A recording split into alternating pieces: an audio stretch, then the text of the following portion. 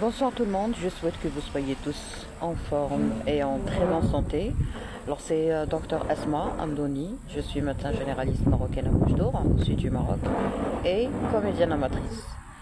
Donc je suis très contente parce que je pense qu'on va reprendre les lives régulièrement sur la plateforme Instagram. Pourquoi? Tout simplement parce que j'ai terminé ma recherche sur TikTok par rapport à la protection des enfants et des adolescents sur les réseaux sociaux. C'était un long travail. J'ai vraiment pu réaliser beaucoup de choses qui sont très importantes, que ce soit sur le plan personnel ou professionnel. D'accord, donc c'est une nouvelle Asma qui vous parle maintenant. Alors ce soir, j'ai choisi pour vous un sujet qui est très important. Il s'agit des parents toxiques.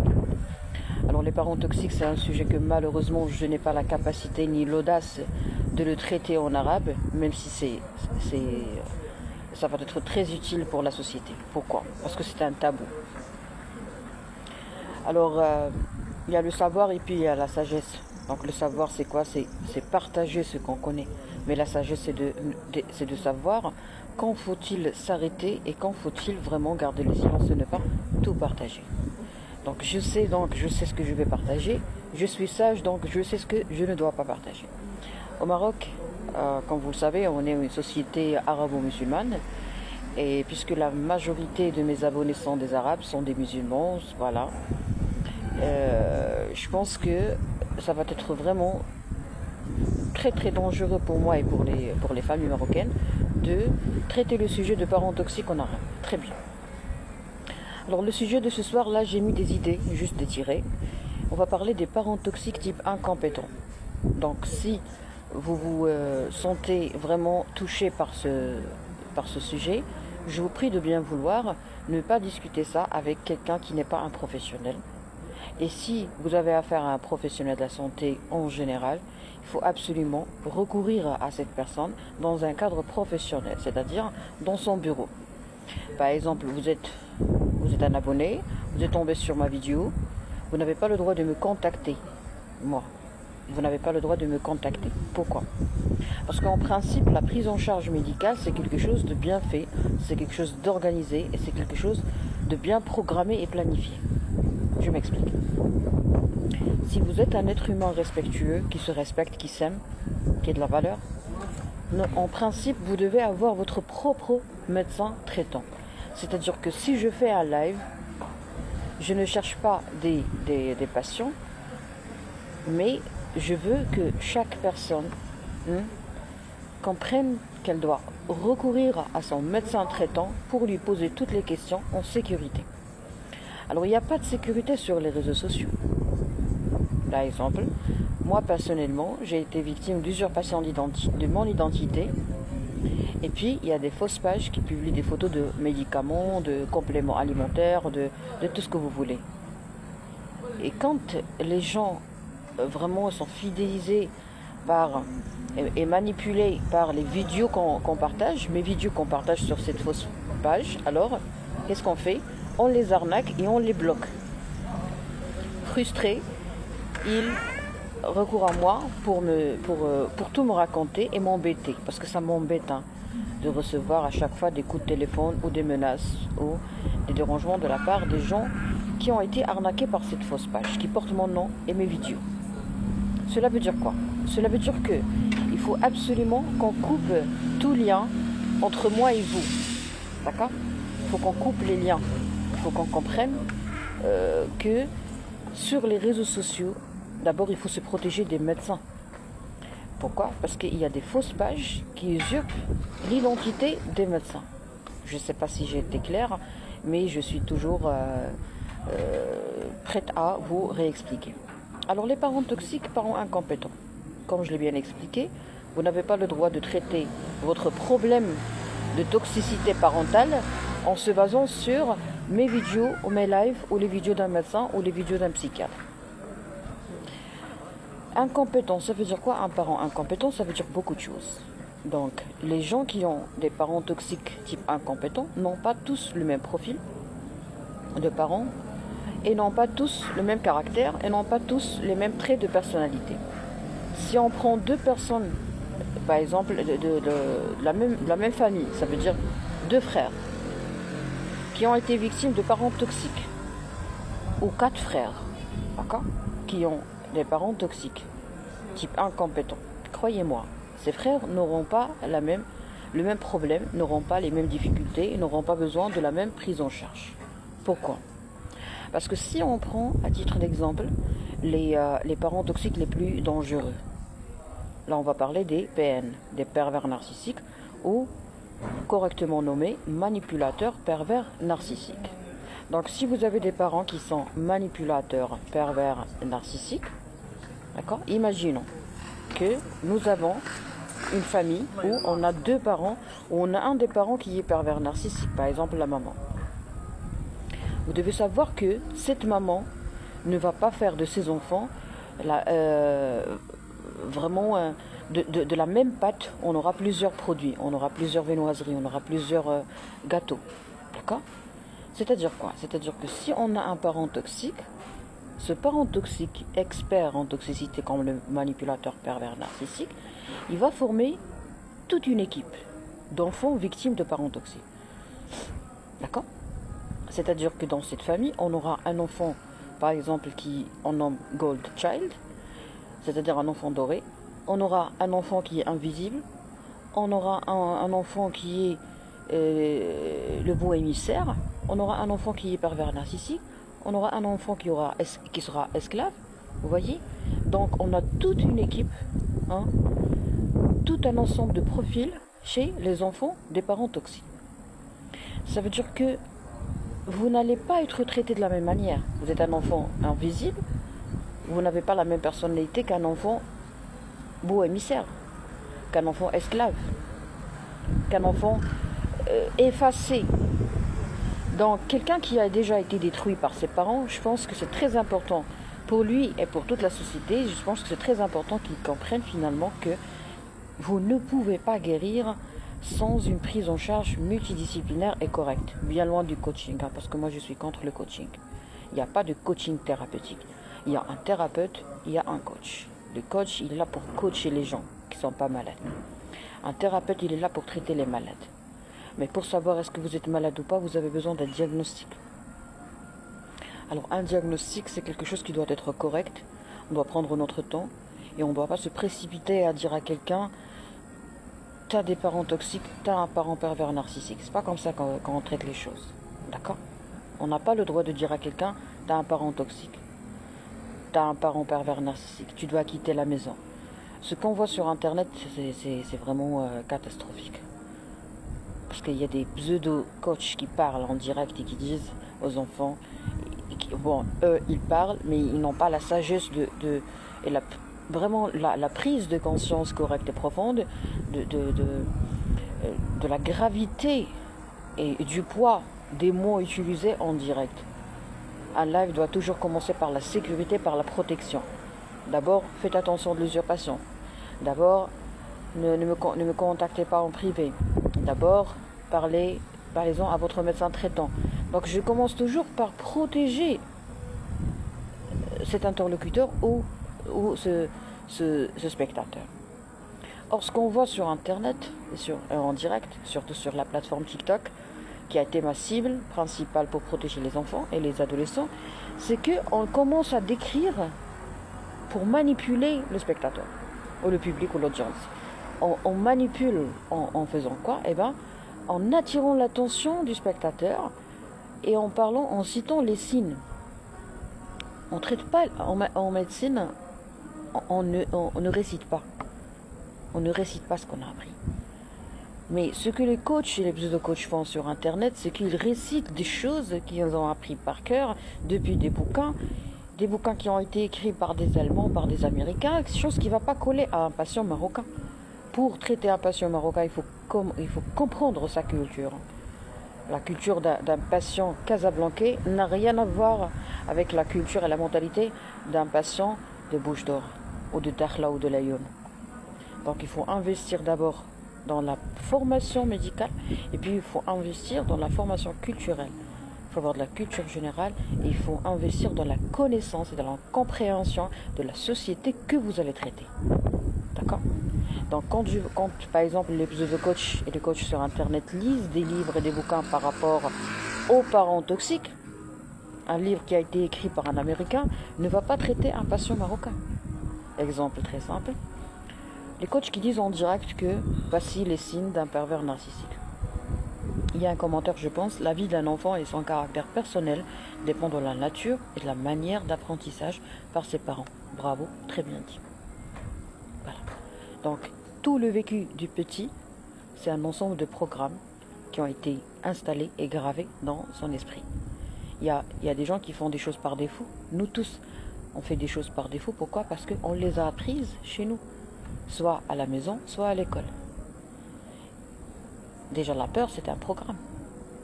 Alors, les gens qui sont programmés, je pense que c'est très important qu'on doit d'abord commencer par mettre en évidence la prise de conscience. Il faut admettre. Alors, si j'admets pas, je résiste. Si je résiste, jamais je vais pouvoir surmonter. Si je n'admets pas, je résiste. Si je résiste, je ne serai jamais capable de dépasser, de surmonter.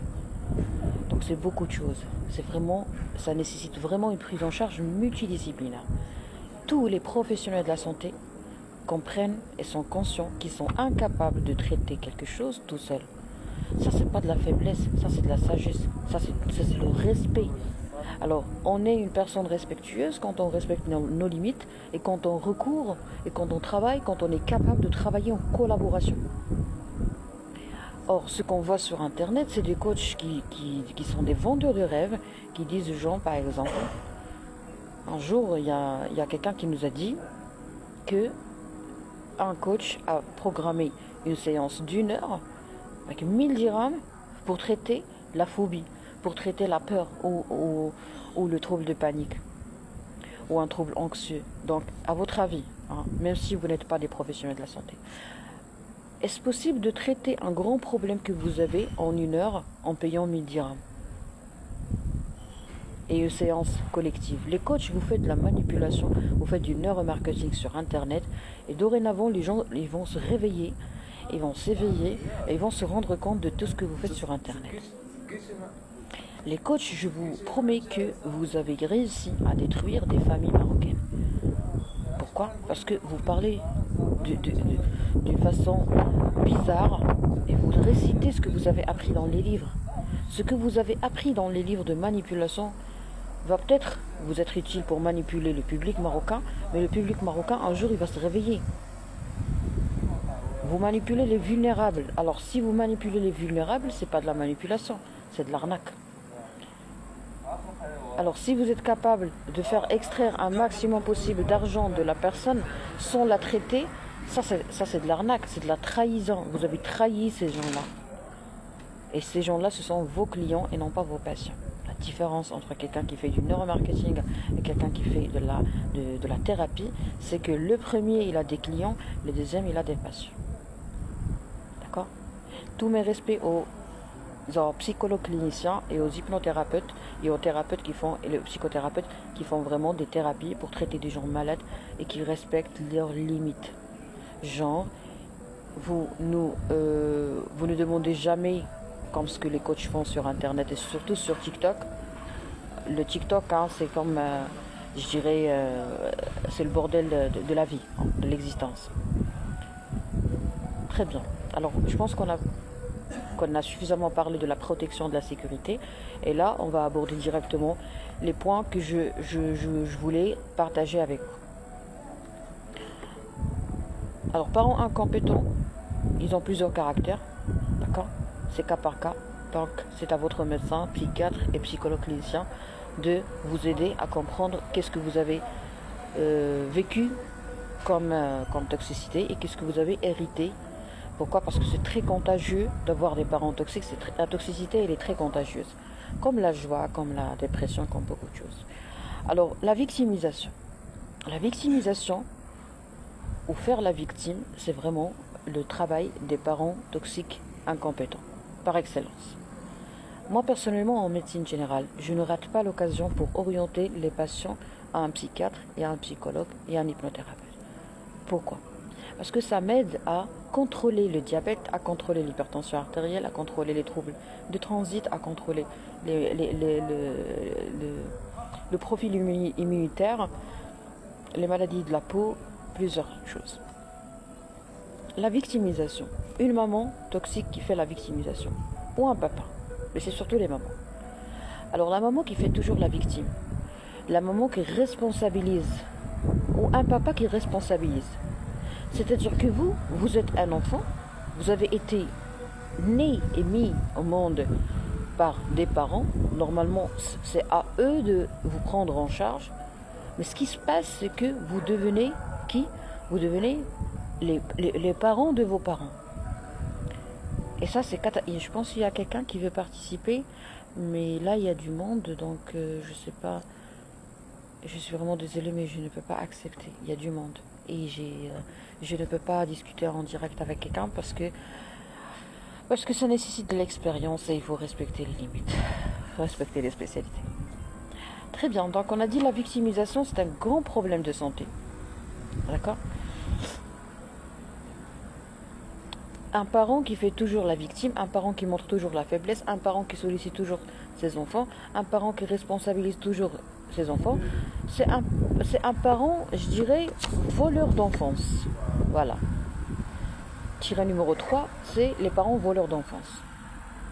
C'est catastrophique. C'est-à-dire que vous, peut-être que mon épisode ou notre épisode sera vu par quelqu'un qui a vraiment vécu cette expérience de se sentir volé. On lui a volé l'enfance. C'est-à-dire que c'est comme s'il a sauté son enfance. Ou il a sauté son adolescence. Au lieu de faire des bêtises, il n'a pas fait les bêtises de l'adolescence. Au lieu de vraiment de faire un virage, durant l'adolescence, il n'a jamais fait des virages. Il n'a jamais commis des bêtises. Il n'avait pas le droit de commettre des bêtises. Contrairement à un autre frère qui était par exemple le child gold. D'accord? Donc voleur d'enfance. Je vais vous donner quelques cas des parents voleurs d'enfance. Je me rappelle très bien, il y avait une dame, bon plusieurs dames, mais on va parler de cette dame. Pardon. Il y avait une dame qui m'a dit que à partir de l'âge de 5 ans, elle a été exploitée. Comment? Elle a commencé à travailler comme aide domestique chez les gens. Bonsoir, c'est dire Kadere. Donc, elle a commencé à travailler la pauvre depuis l'âge de 5 ans. Imaginez, petite détail. Elle m'a dit que juste pour arriver au levier, elle devait vraiment monter et se mettre au-dessus d'une chaise, une chaise en plastique. Bon courage, super docteur. Merci beaucoup, c'est très gentil. C'était Kadere. Alors, elle était âgée à partir de l'âge de 5 ans. Une patiente me racontait que elle était obligée de se mettre sur une chaise en plastique pour pouvoir arriver à la hauteur du levier. Imaginez. Et quand par exemple, merci beaucoup. Quand par exemple, des fois, elle lui arrive de casser des plats. Donc, au cas où un plat est cassé, donc la pauvre, la gamine entre guillemets, elle est à chaque fois punie. À chaque fois qu'un plat est cassé, elle va être punie. Punie de toutes les façons que vous pouvez imaginer. Être tabassée, être brûlée, être je sais pas moi. C'est-à-dire que sa maman qui était malade, ok, la maman était malade, mais les malades n'ont pas le droit de se marier au Maroc. Ce n'est pas parce que vous êtes malade que vous avez le droit de torturer vos enfants, de les exploiter. Et il n'était pas payé, c'est normal, à l'âge de 5 ans, elle travaille chez les gens. Et elle m'a dit comme ça que je lui vraiment, parce que moi je consacre beaucoup de temps, je donne beaucoup de temps à mes patients. On fait des consultations froides au cabinet, donc, et par rendez-vous. Donc, on donne plus de temps aux patients pour nous raconter plus de détails. Alors, elle m'a dit, je lui dis, est-ce que c'était quoi votre réaction émotionnelle face à l'interdiction à l'accès à l'école? Elle me disait, je préparais tout, je nettoyais tout, je cuisinais, je faisais tout, mais au moment, ça ne me faisait pas du mal, ça ne me faisait pas de la peine, mais au moment où les enfants partaient à l'école, elle m'a dit que vraiment ça l'écœurait et ça lui découpait le cœur de voir les enfants partir à l'école. Et elle a toujours rêvé d'avoir un cartable, elle a toujours rêvé d'avoir une blouse ou une tenue, ou une uniforme. Elle a toujours rêvé d'avoir un cartable avec des fournitures scolaires, avec des cahiers, avec des livres. Donc, je pense que c'est affreux ce qu'elle m'a raconté. Voilà pourquoi moi, je défends intensément. Et des fois, je deviens même une tigresse en protégeant les enfants. Pourquoi? Parce qu'ils ne peuvent pas parler. Ils ne peuvent pas porter plainte. Ils ne peuvent pas exprimer leur souffrance. Et c'est injustice. Comment ça, une fille de 5 ans qui travaille pour aider la famille incompétente, pour aider des parents incompétents. Donc les parents incompétents, vous êtes une catastrophe. Maintenant, on a un autre type d'exploitation. Donc ça, c'est de l'exploitation camouflée, si vous voulez, ou déguisée. Là, vous allez vraiment être choqués. Et je pense qu'il y en a même qui vont être choqués. Voilà, ou touchés, pardon. On a l'exploitation des enfants. Et on a l'exploitation des enfants qui est déguisée. Ça veut dire quoi? Ça veut dire que les parents investissent dans la scolarisation de leurs enfants. Pourquoi? Pour les exploiter ultérieurement d'une façon très très gracieuse. Ça veut dire que on investit dans ta scolarisation, on t'achète des vêtements, on t'achète des fournitures scolaires, on te paie des cours de soutien, d'accord? Mais une fois que tu vas décrocher ton diplôme d'ingénieur ou d'autre chose, on va vraiment te vampiriser et on va vraiment sucer ton compte bancaire et on va vraiment t'exploiter et vraiment te manipuler comme on veut. Pourquoi? Parce que tu as été programmé à être manipulé. Alors, on appelle ça l'emprise. Il y a des gens qui sont toujours sous l'emprise de leurs parents, même leurs parents décédés, même après le décès, même après la mort. Ces gens-là ou ces enfants, victimes de parents toxiques, vont toujours rester piégés, coincés dans l'emprise de ses parents. Il faut se libérer. Se libérer, ça commence d'abord par une lettre de confrontation. Et là, on va revenir encore une fois à ce que j'ai dit au début, c'est il ne faut pas traiter les gens qu'on ne connaît pas. Il ne faut pas traiter une société qu'on ne connaît pas. Il ne faut pas traiter quelqu'un sans comprendre sa culture. Exemple, les coachs qui ne font que réciter ce qu'ils ont appris. Même si vous passez des stages à l'étranger, mais vous ne connaissez pas le patient marocain. Donc il doit absolument passer par la station de médecine générale, parce que la médecine générale, c'est plus près de la société. Vous devez savoir que, par exemple, nous, quand on passe des stages à l'étranger, surtout par exemple au Canada, on fait des confrontations avec les parents toxiques. Au Maroc, c'est catastrophique de faire ce type de confrontation. Moi, je proscris. Moi, je déconseille vivement les gens pour qu'ils fassent jamais une confrontation avec les parents au Maroc. Mais au Canada, ça se fait. C'est possible. Alors, un autre commentaire. Malheureusement, l'État se distrait de ses responsabilités envers ces gens.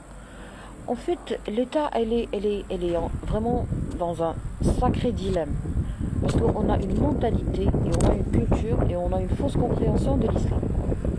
Vous savez qu'il y a beaucoup de musulmans au Maroc. Et dans un pays musulman, il y a les gens qui sont hypocrites. Donc c'est pas l'État, c'est les gens. Parce que les gens, ils sont hypocrites. Exemple, je travaille toujours sur la pédophilie, et je vois les gens qui abusent de leurs enfants, ou je vois les gens qui cachent la pédophilie. Pourquoi? Parce qu'ils ont peur de la société, mais ils n'ont pas peur de Dieu.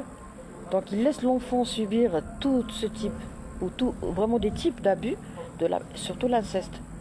Donc il est coincé, il est gêné, il se sent sale, il se sent vraiment faible, il se sent très très sale au fond de lui. Il est embarrassé, il ne sait même pas parler, il a dyslexie et malheureusement il n'y a personne qui est là pour l'aider. Voilà pourquoi moi je parle toujours de ça, parce que je vois les gens qui souffrent un homme âgé de 50 ans, de 60 ans, qui ne se sent pas courageux, qui n'arrive pas à parler, qui n'arrive pas à s'exprimer. Il n'a pas pu oublier l'abus ou l'inceste. Donc, la société, elle est vraiment hypocrite. On ne généralise pas, bien évidemment, mais moi, j'avoue, j'atteste qu'il y a des gens qui cachent la pédophilie pour garder leur image intacte devant la société, encore plus hypocrite qu'eux. Donc, si l'État vraiment traite ce sujet, je pense que primo, on doit le traiter en français, déjà, au Maroc. Il ne faut jamais parler de parents toxiques en arabe. Parce que les gens, ils sont hypocrites, ils se disent qu'on doit tout admettre d'un parent. Alors que l'islam n'a jamais dit ça. L'islam a été très très étanche avec les parents. Ça a été dit dans le Saint-Coran. C'est-à-dire que, ok, je vais prier pour mes parents, mais je vais demander au grand Seigneur, à Dieu, d'être miséricordieux avec les parents, exactement comme la miséricorde qu'on nous a accordée quand on était petit. Donc, je pense que là, le Saint-Coran, il est très honnête avec nous. Le Saint-Coran, il est très juste. Il protège l'enfant, il protège les enfants, il protège les familles. Mais les musulmans ne comprennent pas le Saint-Coran. Ils veulent comprendre ce qu'ils veulent comprendre. Les parents malades, ils veulent créer des créatures, des êtres vivants qui vont vraiment devenir esclaves, qui vont tout faire pour eux. D'accord? Regardez, vous avez vu le monsieur en bas? Il écrit de gros mots en arabe. Ben, je ne vais pas le bloquer. Pourquoi? Juste pour vous permettre de comprendre pourquoi, dans ma version arabe, je paraissais un peu violente, mais je ne l'ai jamais été. Regardez avec qui on vit. Très bien. Donc, on disait quoi? On disait que les voleurs d'enfance, ce sont des parents qui empêchent les enfants de vivre leur enfance. Donc, vous devez prendre un cahier, un agenda ou un petit bout de papier et écrire question-réponse. Est-ce que vous avez vécu votre enfance? Oui ou non? Est-ce que votre enfance a été parasitée? Oui ou non? Est-ce que vous avez eu des sentiments bizarres et très très pénibles durant votre enfance, comme la peur? Est-ce que vous avez été victime de quelque chose? Abus, agression physique? Est-ce que vous n'avez pas été suffisamment protégé? Est-ce que vous n'avez pas eu accès à ignorer ces types? Oui, vous avez parfaitement raison, monsieur Hati. Donc, Est-ce que vous avez été victime d'abus? Est-ce que vous avez été privé de vos droits? Donc, quels sont les droits d'un enfant?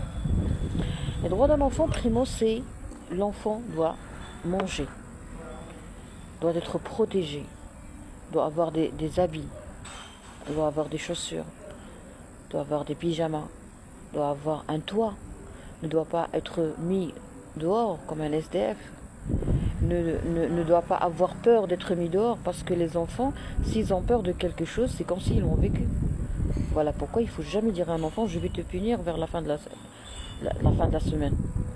Même un cadeau, imaginez, même un cadeau, c'est très déconseillé de dire à un enfant, de lui donner des promesses à long terme. D'accord?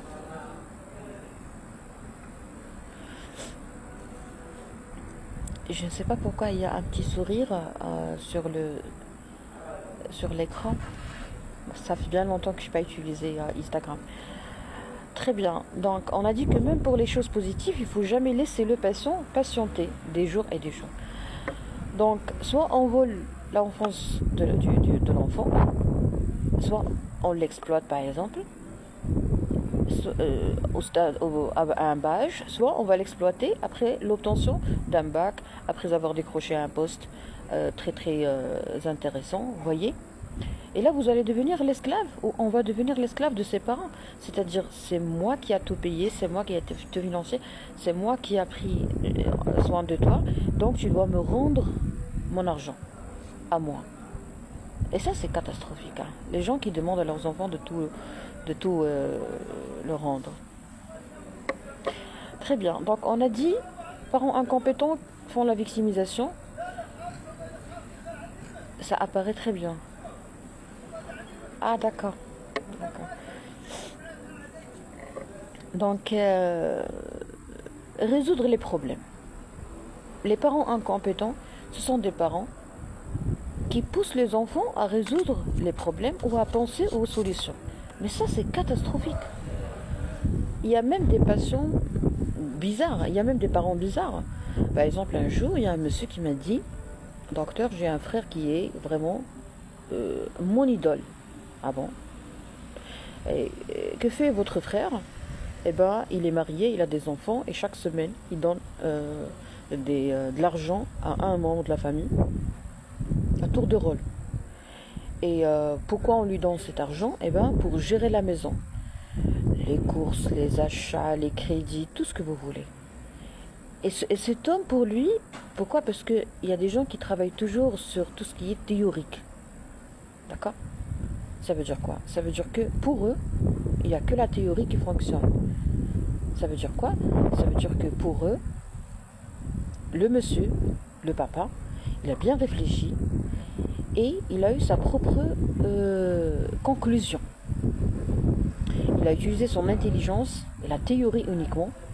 Voilà pourquoi on doit respecter les sciences expérimentales. Donc il imagine des choses et il les applique. Par exemple, il a imaginé que c'est très important de responsabiliser un enfant. C'est très important d'enseigner l'autonomie à un enfant. Ok, on est d'accord, on est très bien d'accord. Mais pas à un bas âge, pas à n'importe quel âge. C'est comme l'éducation sexuelle. Oui, c'est bien de la faire, mais on n'a pas le droit de tout dire à un petit. Donc, le monsieur, il responsabilise un enfant âgé de 8 ans, il lui donne de l'argent. Il est très fier de son fils parce qu'à l'âge de 8 ans, il peut faire des courses. Il peut, par exemple, un jour, il a dit à sa mère, on ne peut pas acheter ça parce qu'on n'a pas d'argent. Donc, pourquoi le petit a pensé à tout ça? Alors ça, c'est catastrophique. Mais il y a des parents qui sont très toxiques, en plus menteurs. Écoutez, je suis médecin généraliste et je sais ce que je fais. Je sais très bien ce que je dis. Il y a des parents spécialisés dans les mensonges. Mentir, pour eux, c'est comme respirer. Ils le font par défaut inconsciemment. Et il y a des parents qui sont hypocrites. Genre, on responsabilise l'enfant et quand on essaie juste de leur dire écoutez, s'il vous plaît, oui, c'est bien ce que vous faites. Vous voulez faire de vos enfants des enfants indépendants et autonomes et libres sur le plan financier. Mais c'est pour l'éducation financière, elle doit être adaptée à l'âge. Je viens de joindre ce live. C'est quoi le sujet? Bonsoir Sidi Omar. Alors ce soir on parle des parents toxiques, incompétents, et on a commencé par parler de la sécurité, comment protéger les gens des réseaux sociaux, en interdisant les gens de communiquer avec les médecins, d'accord? Même moi, avec les influenceurs. Un influenceur ne doit pas m'influencer, voilà. Et si on a des questions, il faut absolument les poser à votre médecin traitant et directement dans son cabinet. Pourquoi? Parce qu'il y a des problèmes d'usurpation d'identité. Vous pouvez très bien tomber sur un autre compte qui publie mes diffusions, mes épisodes en mode direct, mais ce ne sont finalement que des rediffusions. Donc, ne me parlez pas en privé, faites très attention et essayez toujours d'avoir un confident, un manager médical qui est votre médecin traitant. Très bien, donc je suis un peu fatiguée et je vais citer les idées et puis on pourra très bien traiter ça ultérieurement. Parents incompétents, on a dit, malheureusement, ils font la victimisation. Malheureusement, ils poussent les enfants à résoudre leurs problèmes. Et ça, c'est catastrophique. C'est pas fort. C'est pas fort de votre part de faire de vos enfants des gens capables de résoudre les problèmes. Écoutez, les problèmes, ils vont venir. C'est pas la fin du monde. Il faut comprendre comment le cerveau fonctionne. Parce que si mon fils range ses affaires, il sera capable de traiter ses problèmes. Donc, il n'a pas besoin de connaître tous les problèmes à 8 ans pour les traiter. Non. S'il est capable de ranger ses affaires et de faire son lit, il sera un homme de qualité et un homme capable et un homme responsable. Vous voyez, les tout petits détails feront de nos enfants des hommes de qualité. C'est-à-dire que si par exemple, en parlant de la confiance en soi, je ne dois pas acheter un iPhone à mon fils pour qu'il ait de la confiance en soi. Mais si je fais attention à ce qu'il fait et j'apprécie ses petites victoires et ses petits projets, il a un projet. Pour lui, un projet, c'est dessiner. Il dessine du n'importe quoi pour vous, mais pour lui, c'est merveilleux. Je peux l'aider. Je peux l'aider. Par exemple, il a fait un cercle, je peux très bien terminer ce cercle et créer une autre chose. D'accord? Butterfly, un papillon ou quelque chose. Un autre commentaire. Merci pour les conseils et les éclaircissements que vous évoquez. À bien entendu. Merci, Sidi Adil. Hello, doctor. How are you doing? Thank you very much for your advices. Oh, you're welcome, Mr. Hamza. Mais même si les parents sont toxiques, on doit les respecter. C'est le conseil du prophète, même s'ils sont koufars. Oui, le respect est obligatoire. Alors, au début, on a parlé d'admettre. Il faut toujours admettre pour ne pas résister. Parce que si on résiste, on ne pourra jamais surmonter. Oui, vous avez parfaitement raison. Pas seulement parce que le prophète nous a parlé de ça, parce qu'il y a des non-musulmans qui me suivent, mais il faut savoir que la paix, la plus grande victoire dans la vie, c'est quoi? C'est la paix. Moi, personnellement, j'ai pu arriver à la paix avec des gens étrangers qui ont tenté de me créer des problèmes sur le plan judiciaire. Vous voyez? Mais finalement, il faut pardonner. Alors, pardonner, ça a été dit par le prophète Mohammed alayhi salam, et ça a été prouvé scientifiquement. Il ne faut pas garder des liens karmiques avec les gens. Il ne faut pas devenir mauvais comme les gens mauvais. Il ne faut pas suivre les gens malades, détruits par leurs parents. Moi-même, je suis arrivée à un stade où je vois les enfants intérieurs des gens, et si je vois que quelqu'un a été détruit par ses parents, vraiment, je me retire. Ça, ce n'est plus un secret parce que je l'ai déjà dit, mais je suis arrivée à un stade où tellement j'ai travaillé sur ma paix interne et j'ai fait la réconciliation avec moi et avec plusieurs personnes que je vois l'enfant intérieur des gens et je ne peux pas parler avec quelqu'un qui n'est pas encore arrivé ou qui n'investit pas dans la paix interne. Donc on a dit résoudre les problèmes, c'est catastrophique. Vous êtes un parent, vous devez résoudre vos problèmes. Et les enfants n'ont pas à tout comprendre et à tout savoir, déjà.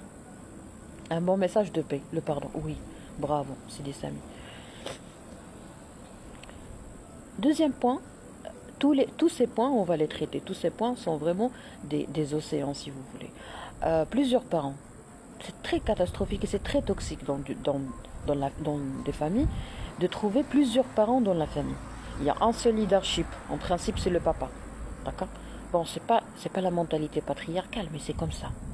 Moi, je suis très d'accord avec ça. Moi, je pense que si je suis mariée, il y a l'homme qui va gérer. Je ne peux pas gérer. Je ne veux pas gérer. Parce que gérer pour une femme, c'est très, très douloureux. Pourquoi? Moi, je ne peux pas être juge. Et je ne veux pas être juge. Parce que le juge, c'est catastrophique d'être juge. Pour moi, je parle de moi. Ça n'engage que moi. Chers féministes, je vous respecte, mais restez loin de moi, s'il vous plaît. Je ne peux pas être juge et je ne veux pas l'être. Il y a un commentaire. Procédure à suivre pour avoir comme cette paix. Honnêtement, c'est un long travail depuis mon enfance. D'accord? Il faut avoir un suivi, il faut faire l'hypnothérapie à plusieurs reprises. Et il faut avoir une culture générale et plusieurs conseillers. Mais tout ça, en principe, c'est un médecin généraliste qui doit être votre manager médical pour vous aider à arriver à ce stade de paix. C'est le médecin généraliste qui doit vous guider. Très bien. Donc, et il y a l'art également parce que je faisais de la musique. Maintenant, j'en fais plus. Je l'ai arrêté parce que j'ai vu un rêve, ru'ya, où le prophète, alayhi salam, m'a demandé de m'éloigner de la musique, alors que je faisais de la musique. Et puis, il y a le théâtre, également, ça m'a aidé. Donc, on disait quoi? On disait plusieurs parents. On dit que la femme, pour moi, en tant que femme, je ne peux pas être juge, parce que je vais toujours continuer à penser aux gens qui ont été condamnés. Et si je continue à penser à ça, ça va vraiment me rendre folle. Parce que moi, je ne veux pas travailler et faire le travail d'un juge pour après me sentir coupable à chaque fois. Même si j'ai pris la bonne décision, mais dans la tête de la femme et dans le corps des femmes et dans le système endocrinien et le métabolisme de la femme, il n'y a rien qui s'appelle la logique. Il n'y a que les émotions. Oui, il y a la logique, oui, on est bien d'accord. Mais on applique la logique, il y a toujours les émotions qui sont là, qui sont très très fortes. Donc oui, je vais prendre la bonne décision et cette personne va être condamnée à passer par exemple 20 ans, d'accord? Mais de prison, mais mon cœur il va me faire du mal. Mais un homme il va pas souffrir. Donc l'homme il a la capacité de ne pas souffrir après avoir pris une décision. La femme à chaque fois qu'elle prend une décision, elle va continuer à se dire, se sentir en dilemme même si la décision a déjà été prise. Alors, ça c'est très douloureux. Donc, je préfère me dire, ah, c'est pas moi qui a pris la décision. Donc, si je suis dans une famille, si je suis la maman, je veux que ça soit le papa qui prend les décisions. D'accord? Oui, on peut discuter et tout, mais je ne veux pas me dire, fallait prendre ça, il fallait faire ça, fallait faire ça. Je préfère me dire, ah, c'était plus fort que moi. Voilà. Ah, j'ai pas pris la décision. Mais toujours dans la paix, hein. Je dis pas que je veux un sadique. Vous voyez, je sais pas si j'ai été claire, mais je suis prête à réexpliquer.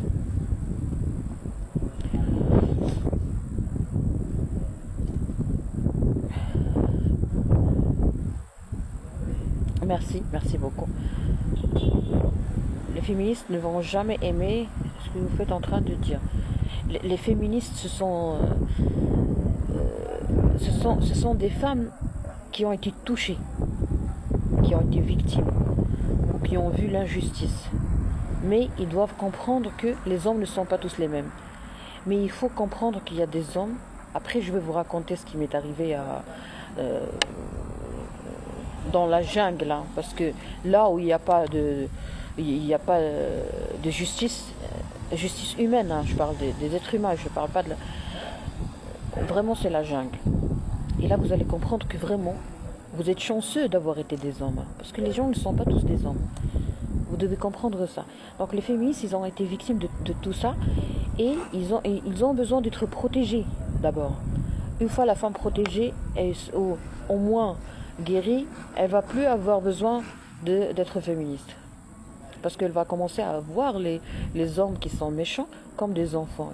Elle va commencer à voir les enfants intérieurs de ces gens. Alors on va lire les commentaires. Je peux pas... je vais essayer de revenir aux commentaires précédents. Ah c'est bon, ça marche. Je vous suis sur TikTok aussi, mais sur Insta, la communauté est bien distinguée. Oui, vous avez parfaitement raison. Tout à fait d'accord avec ces pensées, madame. Merci. Les hommes, vous pouvez faire des miracles pour les femmes, vous savez ça? Vraiment, vous pouvez faire des miracles. Mais il faut vous protéger vous-même, vous devez vous protéger de ce fléau de coaching sur Internet. De ces mal... Je suis désolée pour le dire, mais il y a des femmes... Il y avait des femmes divorcées qui se donnent l'autorisation de donner des conseils sur Internet. Comme ça. Merci. Et alors, comment on peut identifier les femmes féministes et non pas féministes? Je pense qu'il faut se connaître. Vous êtes un homme, vous devez connaître qui vous êtes. Alors, une fois, vous savez que toutes les réponses à toutes les questions que nous avons, quand c'est un jour posé, se trouvent au fond de nous. Toutes les réponses se trouvent au fond de nous. Toutes les réponses se trouvent dans notre subconscient. Le subconscient, il peut migrer, il peut faire des miracles. Vous voyez? Donc, au lieu, par exemple moi, au lieu de chercher la bonne personne, je dois être la bonne personne.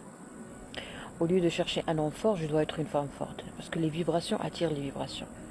Et parce que quand on est habitué, quand on devient une personne gracieuse au fond de nous, quand on se respecte, quand on s'aime, jamais on va s'approcher ou être vraiment affolé ou attiré par des gens qui ne sont pas gracieux que nous. Vous voyez?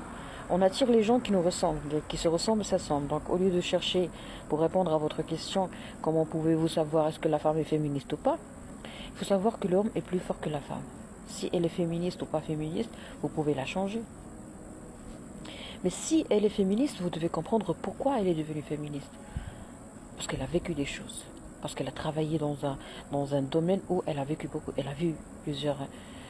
On oriente le patient à un psychologue clinicien, un psychiatre ou un hypnothérapeute, on découvre que le corps n'a fait que parler à la place de ma bouche qui n'a pas parlé. Vous voyez?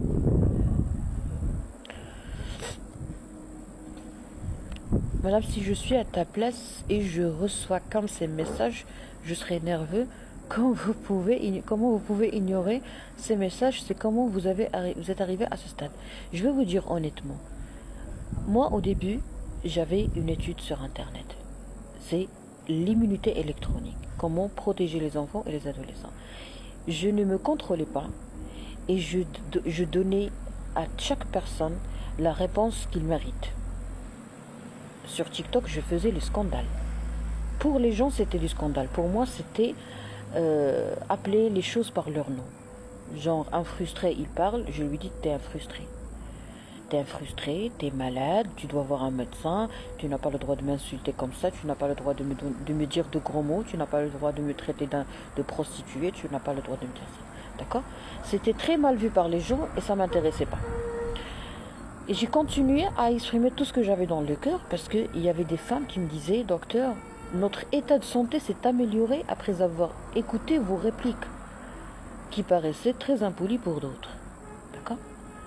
Alors, moi j'ai pu réussir, pourquoi? Parce que j'ai sacrifié mon image sur les réseaux sociaux pour ne pas sacrifier mon état de santé.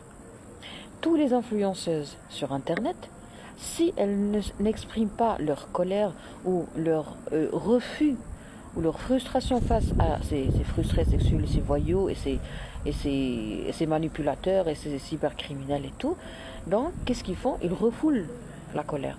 Refouler la colère des commentaires de beaucoup de choses, des gens qui font des réactions par rapport à leurs vidéos et tout, ça pousse l'influenceur ou l'influenceuse à quoi? À des fois consommer de la drogue, à devenir bipolaire, à devenir dépressif ou déprimé, à faire des tentatives de suicide. D'accord? Donc moi, puisque je suis médecin, je savais très bien que si je refoulais cette colère, je vais payer ça trop cher. Donc qu'est-ce que j'ai fait? J'ai sacrifié mon image. Et après, j'avais un accompagnement psychologique tout simplement pour ce que je fais sur Internet. Un accompagnement psychologique, un accompagnement financier, un accompagnement économique, marketing, tout ce que vous voulez, juridique et tout. Pourquoi? Pour pouvoir ne pas commettre des bêtises sur Internet et en même temps pour pouvoir garder le contrôle. À côté de ça, il y avait de l'art, du théâtre. Mais plus je fais des bêtises sur Internet, c'est-à-dire je réponds aux imbéciles et tout, plus je fais des consultations pour dire ou demander à mon thérapeute pourquoi, à mon hypnothérapeute, pourquoi je réagis. Donc pour lui et pour moi, d'accord, on travaillait comme une équipe. C'était quoi l'objectif? C'était de comprendre pourquoi j'ai été provoquée par un tel commentaire. Et là, qu'est-ce qu'il me disait? Il me disait qu'il y a toujours une raison pour laquelle j'ai été très très influencée et très très provoquée et touchée par ce commentaire plus qu'un autre commentaire. Et là, on creusait, on cherchait, d'accord? Comme si on cherchait par exemple un bouton qu'on a perdu dans le salon. Et on faisait l'hypnothérapie et on trouvait tranquillement c'était quoi le trauma que j'ai vécu, ou l'histoire que j'ai vécue, ou les cas où je ne me suis pas exprimée dans ma vraie vie. Il y a des choses qu'on vit, qu'on ne réagit pas. Des fois, on ne réagit pas dans la vraie vie. Du coup, ça reste refoulé et réprimé dans notre cœur. Et à chaque fois que quelqu'un vient nous rappeler ou gratter quelque chose qui est très ancien, on s'explose. Donc, à force de faire des thérapies, à force de faire des séances, j'ai remarqué que j'ai creusé et j'ai pu décortiquer et traiter des bobos qui étaient vraiment très très anciens. Et plus on traite les bobos qu'on a, plus on traite les cicatrices qu'on a, plus on devient léger. Donc la personne, quand elle veut gratter sur quelque chose, ça y est, il est guéri. Vous voyez, c'est comme quand on découpe par exemple des tomates. Alors qu'on a une plaie, ça pique, ça fait mal. Mais si on n'a pas de blessure, si on n'a pas de porte d'entrée, si on n'a pas d'échancrure, si on n'a rien, alors si en coupant les tomates, on va rien sentir. Vous voyez? Donc il faut toujours travailler sur soi-même et de l'intérieur. Comme ça, les autres, c'est comme par exemple, on a des poils, hein, et sur ces poils, il y a des cicatrices de couteau, des cicatrices de grattage. On a gratté par exemple les poils. Donc, si si je fais cuire quelque chose dans ces poils, si je fais sauter quelque chose par exemple, ou des omelettes ou des crêpes, automatiquement, les poils où on a des cicatrices, la chose va coller. Mais si on n'a pas de cicatrices de grattage, les choses ne vont pas coller.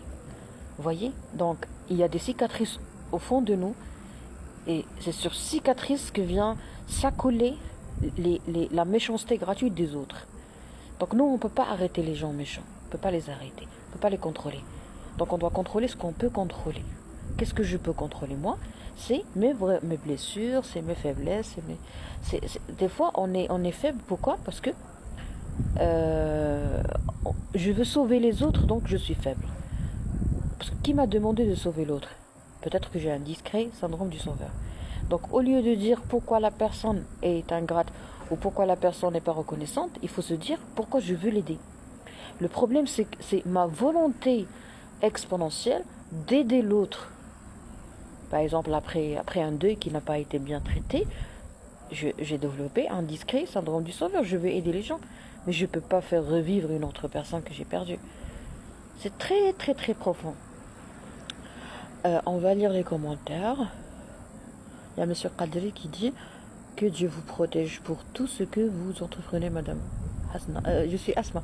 Merci beaucoup, c'est très gentil, c'est Qadri. C'est très gentil. Alors, on va lire les autres commentaires.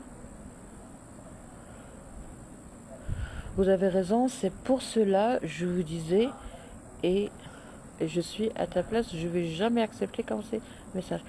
Ne vous inquiétez pas, ne vous en faites pas. Moi aussi, je supportais pas ça, mais je parlais. Je parlais. C'était peut-être une erreur, mais c'était très très bon pour ma santé. Donc je parlais, tu me dis une chose, c'est terminé tout ça. Et en plus, j'avais mes raisons, parce que moi, je voulais créer le débat, provoquer le débat. Très bien, donc on a dit plusieurs parents, c'est catastrophique. Les parents incompétents, ce sont des parents qui ne veulent pas être eux-mêmes et les seuls patrons et leaders. Il y a plusieurs parents dans la maison et ça c'est très mauvais et c'est très très... des fois c'est très très pervers. Voleur d'enfance, on en a déjà parlé. Pas de mariage 50 ans, sexe masculin, ça c'est un signe. Ça c'est un exemple d'un monsieur âgé de 50 ans qui, le pauvre, n'a pas pu se marier parce que la maman, incompétente, profitait de lui et faisait de lui le papa.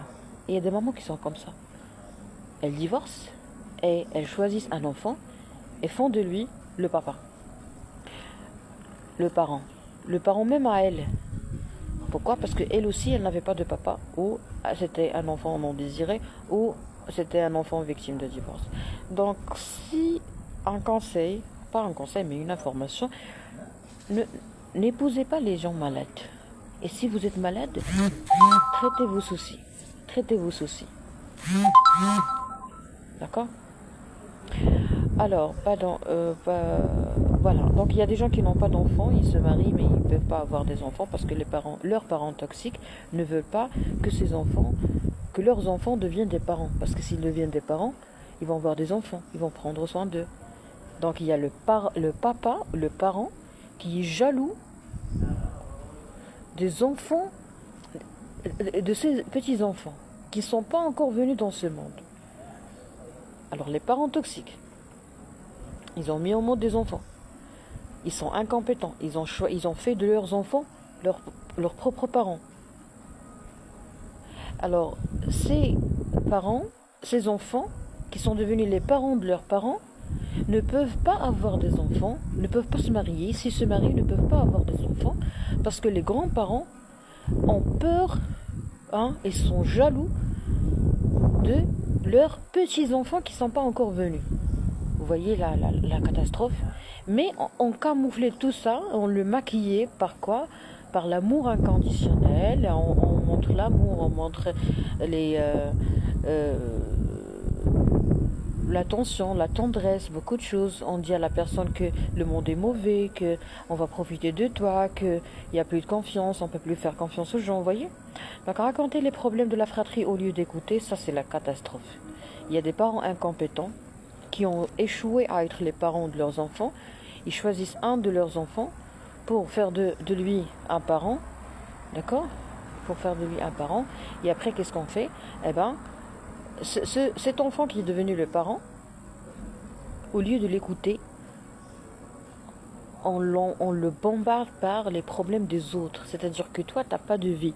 Tu es effacé. Et malheureusement, ces gens-là, ces enfants victimes de ce parent incompétent, ils deviennent vraiment très forts et capables d'aider tout le monde. Et finalement, ils vont aider tout le monde. Mais eux, ils n'ont pas de place. Genre, il y a la personne qui parle de tout le monde, sauf d'elle. Il y a la personne qui ne se voit pas. Il y a la personne qui est effacée. Ben, ça, c'est très toxique. Donc, quand on traite le problème du tabagisme et de l'addiction, moi, je ne comprends pas comment les gens veulent guérir et veulent arriver au stade de sevrage de l'alcool et de beaucoup de choses alors qu'ils ont des parents toxiques. C'est impossible. Donc c'est le médecin traitant, le médecin de famille ou le médecin généraliste qui doit mettre le diagnostic de parents toxiques. Et ce qui nous aide à faire ça, à faire cette conclusion, c'est les consultations à domicile où on voit toute l'équipe. Et finalement, on a l'enfant invisible. Des fois, on a des parents incompétents qui mettent au monde des enfants, qui les traitent comme ils veulent, d'accord, à chacun son profil. Et ils ont un enfant qui est invisible. Et cet enfant, lui aussi, il va faire les mains et les pieds pour devenir encore plus invisible, se cacher et rester bien loin des spots. Et ça, c'est catastrophique. C'est mauvais, c'est méchant. Les parents, ils savent très bien ce qu'ils font. Ce sont des manipulateurs qui veulent contrôler leurs enfants. Et pour les contrôler, ils les manipulent, ils les affaiblissent. Affaiblir un enfant pour le contrôler, c'est de la faiblesse, tout simplement. Donc les parents ne doivent pas être faibles. Et même en islam, pour les gens qui ont parlé de l'islam, même en islam, je pense que c'est très important de comprendre que l'enfant a des droits dans l'islam. Dans l'islam, l'homme doit choisir la bonne maman pour ses enfants. Et la femme doit choisir le bon mari pour les enfants. Un mari pieux, un mari compétent, un mari autonome, un mari responsable, d'accord? Un mari qui respecte sa religion, hein, si vous êtes religieux. Donc on ne choisit pas un partenaire comme ça, dans le vent. Alors, mais on ne peut pas raconter nos problèmes à n'importe qui. Il ne faut jamais raconter ses problèmes. Les problèmes se racontent soit dans un bureau d'un médecin, soit à un juge. Voilà. Très bien, donc on est arrivé à la fin de... Voilà, on a un enfant héros sauveur. Écoutez, ça paraît très très très beau d'être le héros, ça paraît très très très beau d'être fort, ça paraît très très fort d'être fort, mais c'est pas fort d'être fort. La force, c'est la joie. Les parents qui mettent au monde des enfants incapables d'être heureux, ce sont des parents incompétents, méchants, criminels, toxiques, injustes, incorrects, malhonnêtes. Alors, toutes ces choses-là ne doivent pas être dites aux parents. Contrairement à ce que vous allez lire dans les livres ou ce que vous allez voir dans les stages à l'étranger, vous allez croire que il faut faire la confrontation. Non, ça ne marche pas au Maroc. Je vous déconseille, je vous proscris, je vous interdis de faire la confrontation avec les parents parce que vous allez perdre. Et nous, dans la vie, on veut gagner la paix. Vaut mieux perdre une bataille et gagner sa paix. Ne faites pas de ne faites pas de confrontation. Faites la confrontation écrite. Écrivez des lettres à vos parents en parlant quand vous voulez et après vous brûlez ces lettres. Personne ne doit les lire. Vous les brûlez. La problématique liée aussi à l'ignorance, la mauvaise communication aussi au tabou et bien d'autres facteurs. Oui, bravo, bravo, bravo. Vous avez parlé de l'ignorance avec toutes ces dimensions. Voilà, il y a un monsieur qui m'a embêté. C'est déjà... Je sais pas, il est combien? C'est quand... Ah, d'accord. Et un monsieur qui m'embête sur WhatsApp, comme ça parce qu'il veut. Il veut m'embêter, imaginez. Il y a des gens qui sont comme ça. Et qui dépassent l'ignorance. Je vais essayer d'avoir un paix intérieure quand le tien. Non, vous n'allez jamais pouvoir arriver à ce stade, monsieur. Et je pense que... je vais vous dire une chose honnêtement. Si vous croyez que en suivant mes lives, vous allez devenir la meilleure version de vous, vous vous trompez. D'accord? C'est pas intelligent d'être le médecin de vous-même. Vous avez raison. C'est pas intelligent. C'est pas intelligent de me suivre et de faire ce que je demande, ou ce que je fais, ou ce que j'en parle. C'est pas intelligent. L'intelligence, c'est de s'aimer. Vous êtes incapable de vous aimer. D'accord? Dans la photo, vous portez un djellaba qui est très beau. Ça coûte de l'argent. Vous avez la capacité de payer pour acheter un djellaba, pour montrer aux gens que vous avez un djellaba.